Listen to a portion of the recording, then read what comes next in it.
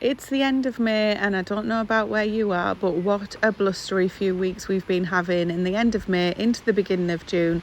Goodness me, this footage is taken from our bedroom window overlooking the fields where our neighbour has his cows. But our little cow, Dexter, has also been getting blown away in the wind, but he's made good friends with the ducks and has been chatting to them every morning.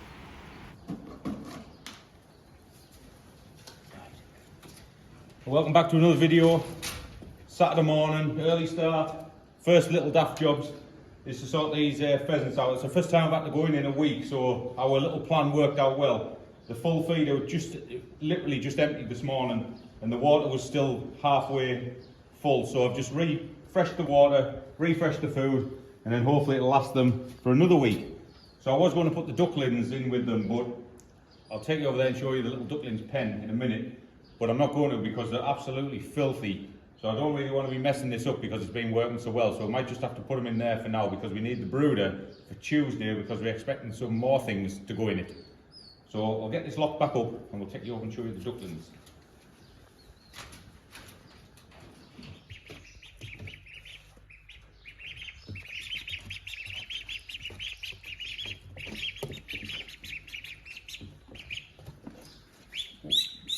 So as you can see, these guys, they're only 12 days old and they're already, well, they're growing by the day and making an absolute mess of the little pen. I mean, this is the second time this morning, it's only 9 o'clock, and this is the second lot of water they've had, and half of it's just all over the floor. So we're going to get them over in the barn, give them a couple of lots of water, re-clean, do the feeder, and then these should be all right. But it's only me and Tracy today, the kids are out, so we're going to have to do everything ourselves. All right, ducklets. You want to get that one? You got it? Got it? Wait.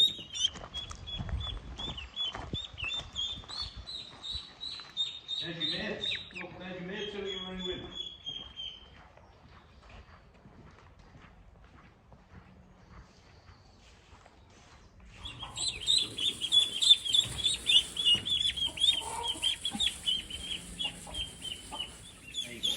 Go find your mates, they're over there.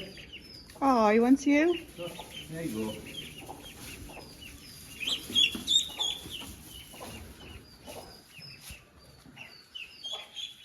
Well, this was last occupied by the lambs, so we're just going to leave them in here. It's all meshed out all around the bottom, so they can't get out.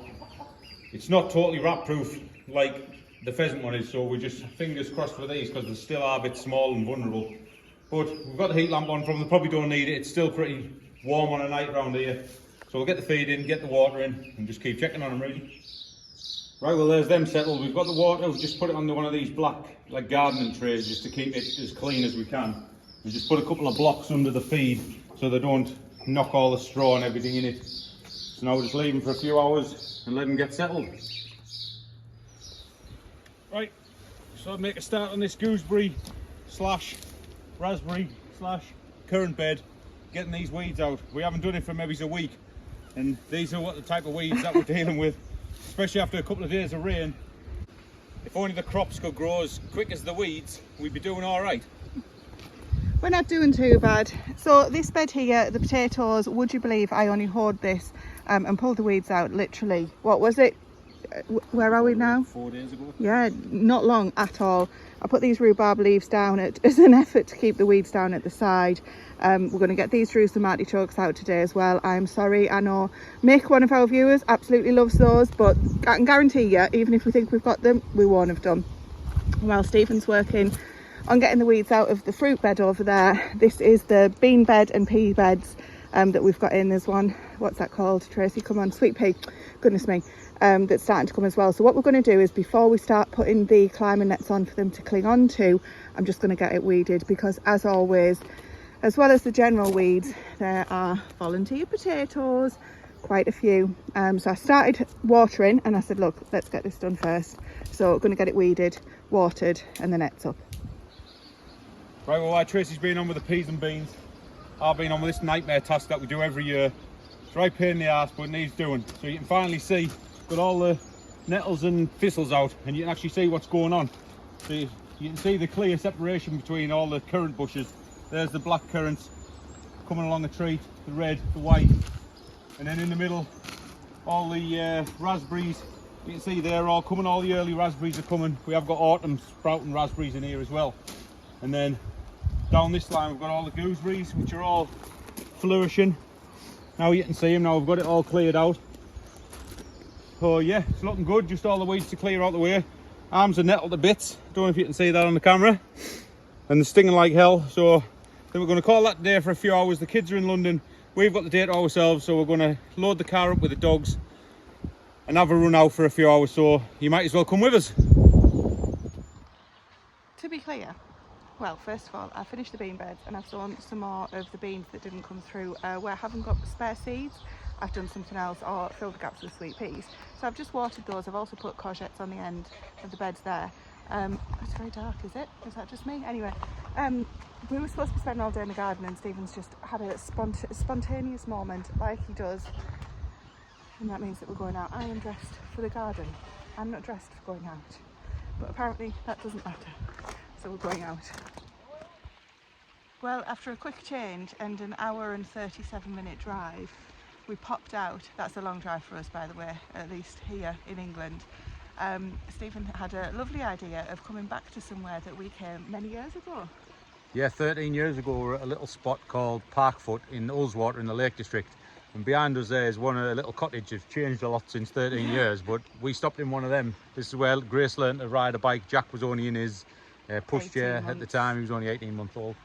So we were thinking about coming here and maybe stopping a night in Tracy's truck, getting a mattress for the back and use it as like a camper van. So we just thought we'd come and check it out. So while we were kid free, we thought I'd have a run out, bring her out, reminisce. And after this, we're just going to go down to the... We're going to go and find something to eat. Yeah, after this, we're going to just nip down to a place called Pooley Bridge, which is about 1.5 miles away. You can actually walk into it from here. And we're going to find somewhere to have some lunch. I tried to show a split screen here to show the stone that's just gone out of view is the stone that's on the right of Grace's fishing net. I've put it back in again now as a full screen so you can see. But that stone is the one that inadvertently we took the photo of when she was doing a fishing, and it was lovely to reminisce.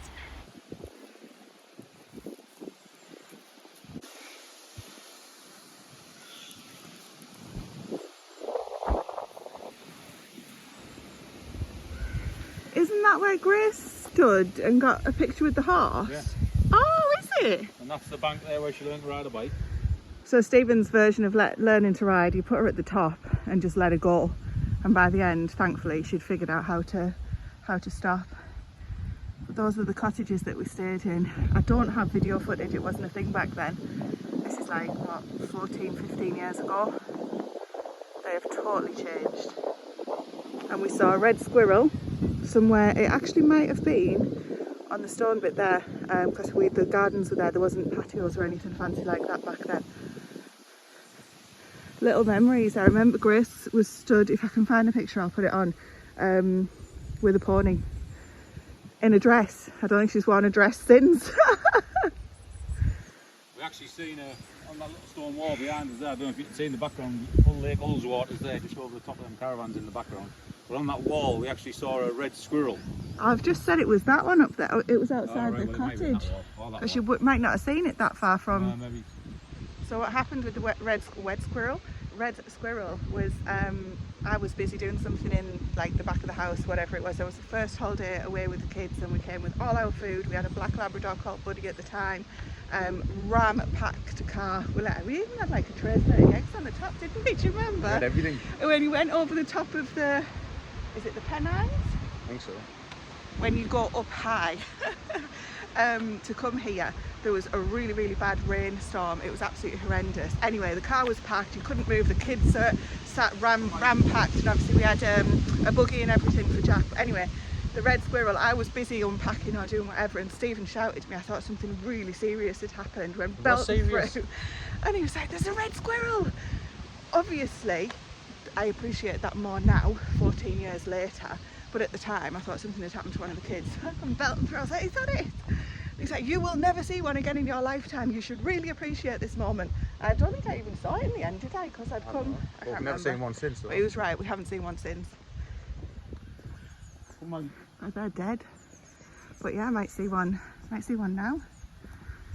I think seen one. He's still alive. How long do squirrels live for? Maggie, come on. So these, some of them are private, aren't they? Some of these were here last time. Yeah. This was, I think this is the field I was on about, but we came up the wrong path. Yeah, we came in the wrong way. That must be, wow, it's windy. The brick building? Oh no, they're lodges, aren't they? I think so. I think that might be the shop. Just walked past, just looking in, being nosy, looking in the windows where people haven't closed the blinds. There's an empty bottle of wine, somebody fast asleep. What an enjoyable holiday. Go get some dinner.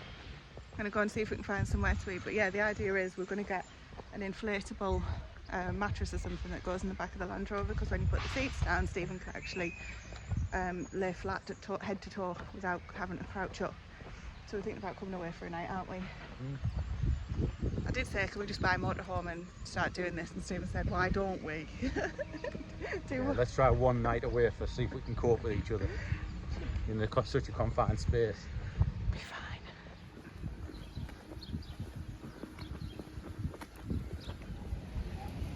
I remember this bit from when we came, because the toilets and everything are still in the same spot. There's a little stream, isn't there? Yeah, and the clubhouse over there. And the stream down there. Just trying to respect people's privacy with an important day for a little miss as well. Yeah. Going out the in way.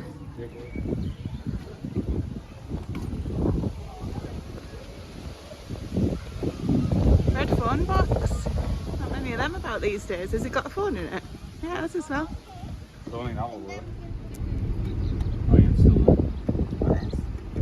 Oh, you tend to see the part this VPN. Oh, still tends to there's a cameraman there with tents.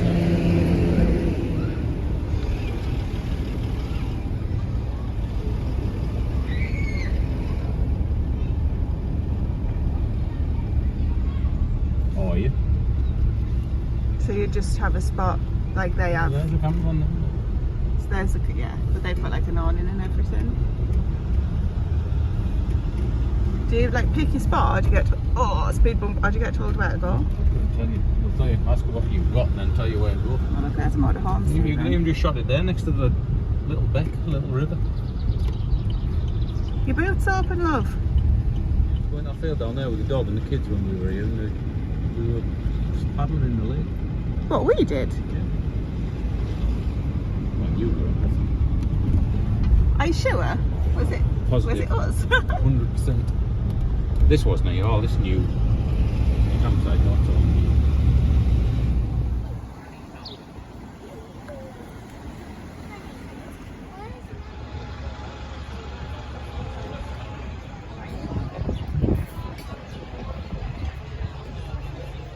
Not for you. Not for you. Cheers.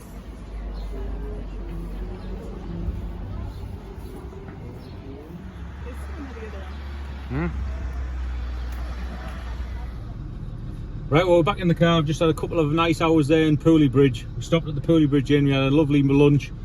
I've had a couple of cheeky pints. Seems though Tracy's driving back, but now it's back to reality and time to get home and get some jobs done back there. I didn't agree to drive back, by the way.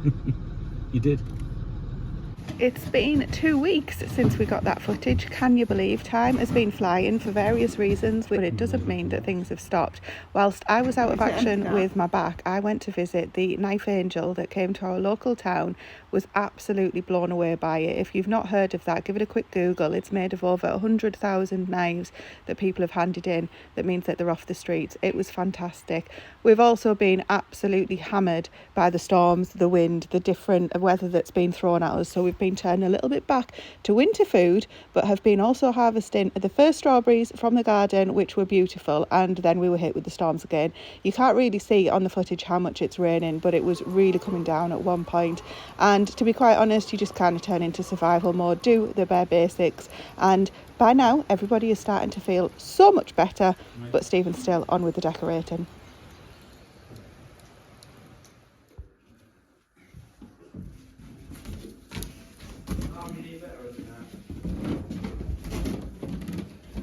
gosh, that's interesting because that's the new part and they've put floorboards in the new part. Yeah. No, the floor in the 2 rooms downstairs under here are floorboards. Yeah, but you'd think, you would hope, it was floorboards in the old part. Oh no. Why, it's all just higgledy-piggledy bits and bobs. It's like the cut-offs, isn't it? Well, like Tracy said, it's been 2 weeks, and a lot grows around here in 2 weeks, as well as the weeds. He's one of them little ducklings you've seen in a little bit of video. That's with 2 weeks worth of growth on it. So we've also got another little surprise in the garage, but for now, the pheasants have grew another 2 weeks as well. So we're going to get them boxed up, and we're going to take them around the back, and we're going to let them free, because we've got another use for where they are. I know, we'll put you back.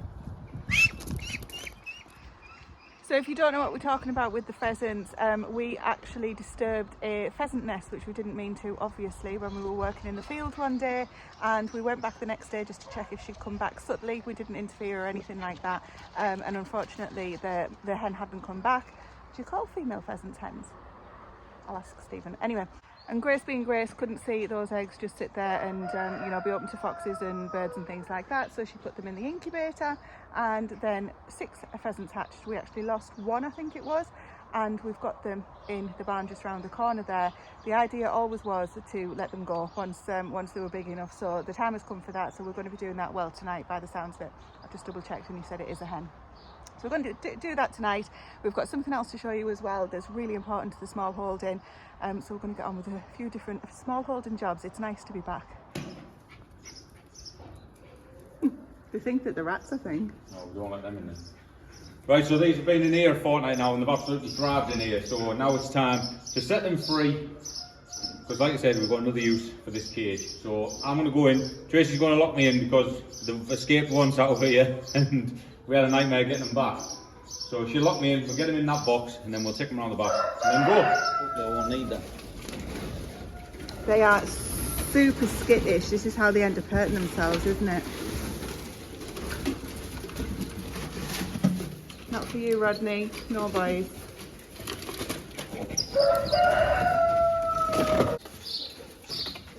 Have a look.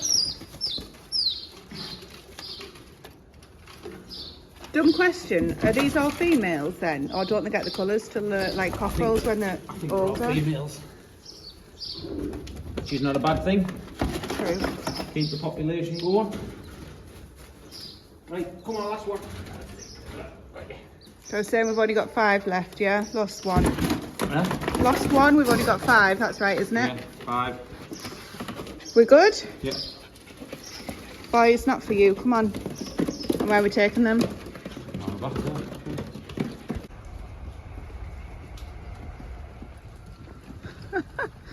You've been followed. Hi guys. So we're going to take them to a different location away from the house just because our neighbours have got cats. Mind you, the cats are really well fed. They don't tend to chase mice or anything, to be quite honest. But these guys here.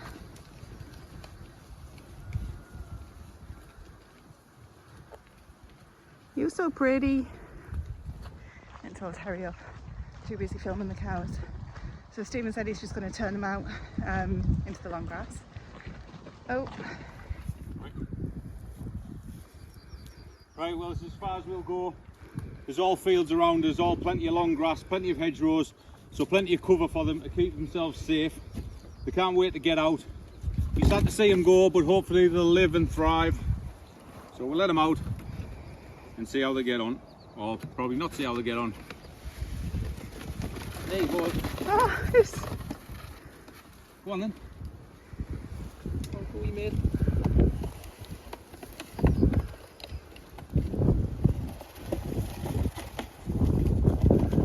Oh, maybe they want to stay with us. There you go. Oh, look, this dozy swine. Get off the path. Find each other. Oh, I feel a bit bad now. Can't keep them forever. Oh, that'll be alright. Look at them.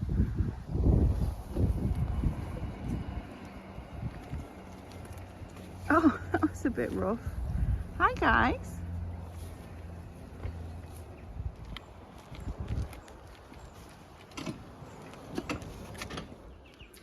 Right, well, we're back in the garage, the homemade brooder. Now, you've seen earlier in the video, this had the quail and the ducklings in. Well, we had to get them out because we were getting something else. So we picked up, a week and a half ago, 15 Ross Cobb meat birds.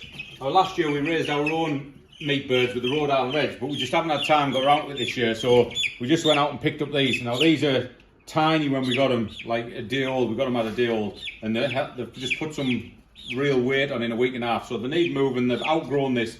So we're going to put these where the pheasants were. So we'll get them over, show them where the water is and the food is, and we'll get them in there. And then when they get a bit bigger and they outgrow that, we'll put the ducklings outside, or by then they might be ready for the freezer, and these will replace them. Won't you? Yes.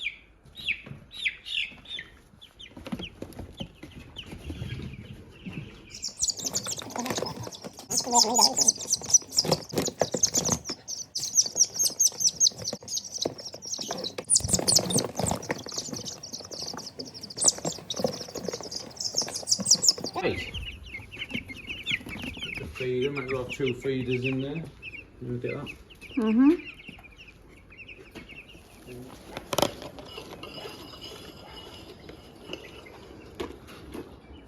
No, Hmm? over there needs to go. Need it. I'll pass you this out.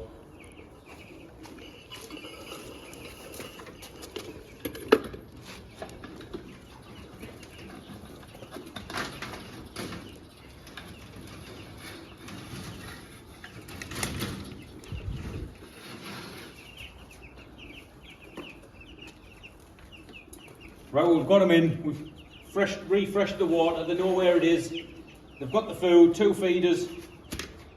I've put a heat light lamp in as well, not that they'll need it, but just in case, they've got plenty of room to get out of the heat if they don't want to be in there. So this will be them for the next couple of weeks probably, until they get big enough so we can actually let them outside on a bit of grass. Right, now we're going to do an hour in the garden weeding because it's a lovely night before we knock off. Because Saturday is supposed to be raining all day tomorrow, so we'll be back to indoor jobs with the decorating. But we've got 2 weeks worth of weeding to go on out there, so we better get on with it. As Stephen says, the weeds are taking over. So these are supposed to be all strawberries around here. You can see the willow herb or whatever it is starting to come through. There's actually nothing in that bed. We've got the winter stuff that's going in there, well, as soon as possible, and it's got all weeds in there. It's nothing that kind of can't come out quite quickly, but the rain that we've had has just made everything shoot up. Here we've got brambles from when we had the bramble bushes that we've now taken out because they just didn't do anything. The pathways are just coming through thick and fast. So we're going to spend a bit of time getting this done before we have a nice enjoyable Friday evening. Robbies. No, payment. I feel like I got the 2 biggest ones. I'll swap you that one for that one. Into that one. Give me that What's the matter with that one? Don't get stuffed. Redder.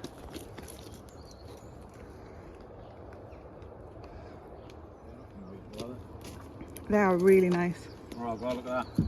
The caterpillars. Mm-hmm. Hiding in the shade for a minute.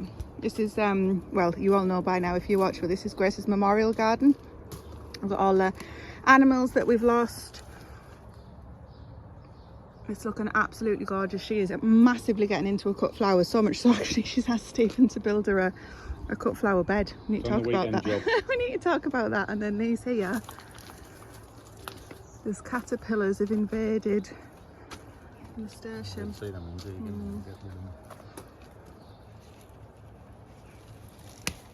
One up there as well.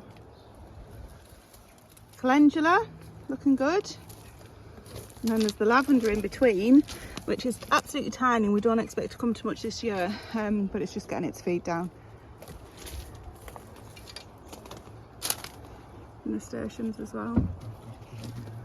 Oh, the baby ones. Oh, look. Feeding the chickens. No, they didn't eat them before. I remember when we took them as well, wouldn't they? Spoiled chickens.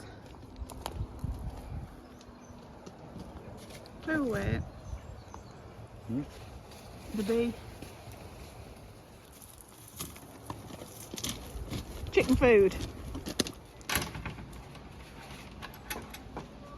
Caught in a stone.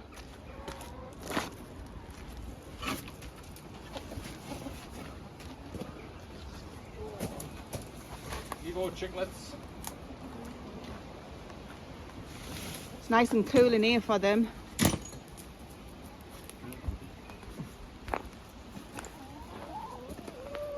isn't it?